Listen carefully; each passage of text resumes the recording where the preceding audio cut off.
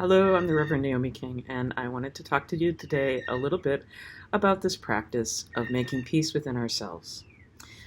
It's really easy when we're facing a lot of stresses and struggles to lose our sense of equilibrium or peace.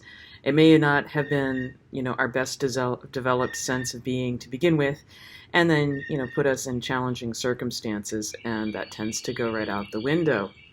If you're looking for biblical conversation around peace, then you can look to Psalm 34:14, turn from evil and do good, seek peace and pursue it.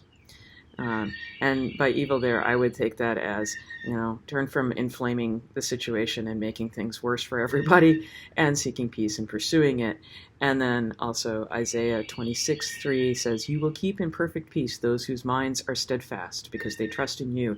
And this is an affirmation of a sense of what the sacred or the ground of being or the all in all or the name unnamed or however we understand that which is far larger than ourselves may keep us, because it gives us perspective, it helps us keep faith, and brings us back to this place in this moment in time and what we can do and offer one another. Now, I sometimes am hanging out with my family's dog, and she'll get agitated. There might be somebody coming up the driveway. There might be something happening outside that is terrifying and horrible, and therefore it needs to be barked at so it will stop and it will go away.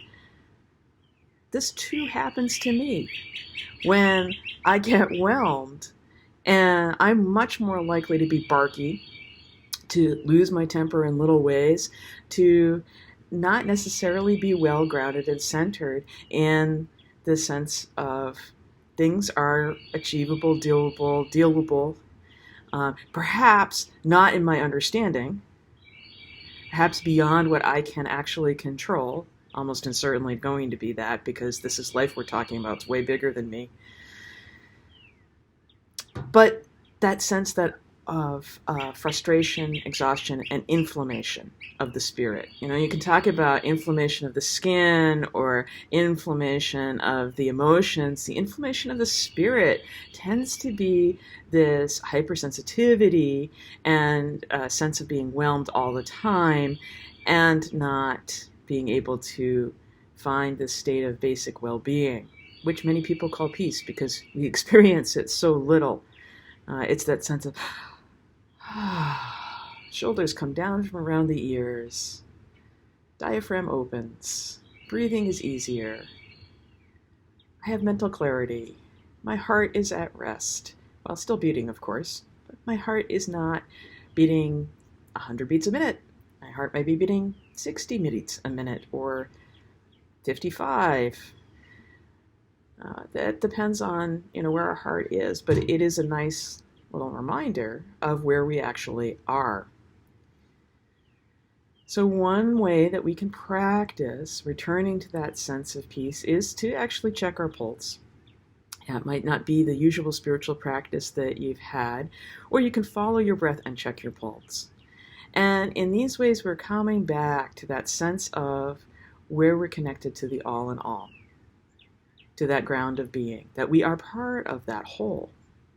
And yes, there's a great deal that is beyond our control, and there's a great deal that is beyond our understanding, and there is a great deal that we can't do. But that doesn't mean we need to rush around barking at everybody and everything because we're so frightened. This is the antidote to this fear. Noticing it. Hello, fear. Have a seat. Come on in. Letting it be as strong as it needs to be. And because it can express its strength internally, and we can still sit there and be with it. Now, there might be some hand holding, and there might be some prayer going on, or there might be some deep breathing to help us sit with that sensation, because that's such a strong sensation. And most of us, when we feel fear, we want to run away from it and move away from it as just as fast as we can, even though we can't leave it because it's with us. It is part of us. It is us. And so, how do we keep peace? perfect peace in our minds, being steadfast, faithful and true, seeking peace and pursuing it instead of rushing away from the fear. Let's pause to take some more breaths. You'll hear me often talk about following our breath in. That's that sense of life being born upon the breath. And of course, right now in the middle of this pandemic, when I'm recording this, many of us find the sense of breathing in very dangerous and fearful in and of itself, because what's in that air? And truthfully, yes, there could be viruses in that air depending on where we are and what we're being exposed to. And yet, we still need to breathe. Life has inherent risk. We moderate the risks that we can. So we might wear a mask if we go outside. We might socially isolate like I am right now, recognizing that I have a lot of underlying health conditions that make me a really bad candidate for survival if I get infected with the SARS-CoV-2, which is what creates COVID-19. And it's, recognizing that's prudence over focusing from fear is never taking a breath or only breathing shallowly, or when I'm alone in a room wearing a mask because, there could be viral load in the room. Almost certainly there is some viral load of some kind or another. Viruses are everywhere. Bacteria is everywhere. Molds and fungi are everywhere, including in us. And some of them work very positively, as in having a really healthy microbiome in our gut, which can improve our well-being. And so I tend to want to focus back on the best parts of the breath. That nourishing oxygen, that release of carbon dioxide, that relaxation of the body, that internal massage of the organs, because we're going ahead and using that diaphragm that's expanding and contracting, and those ribs, and those are expanding and contracting.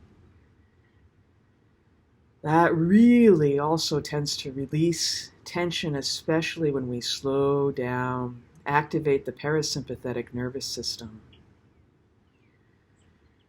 There are functional biological reasons why practices of meditation and prayer that are oriented towards bringing us back to peace slow our breath, ask us to be alert and upright, and invite us back into this place of peace and well-being.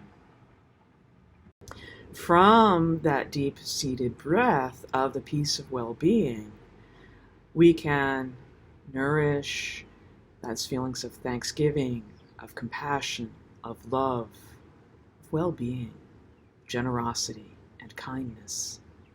We can turn our attention, once our bodies have settled and relaxed a little bit, we can turn our attention to nurturing those aspects of our faith and faithful promises that nourish our sense of well-being and our sense of relatedness with the world and our sense of connection past isolation. I invite you to go ahead and turn away from what makes you barky today and do some good. Seek peace and pursue it.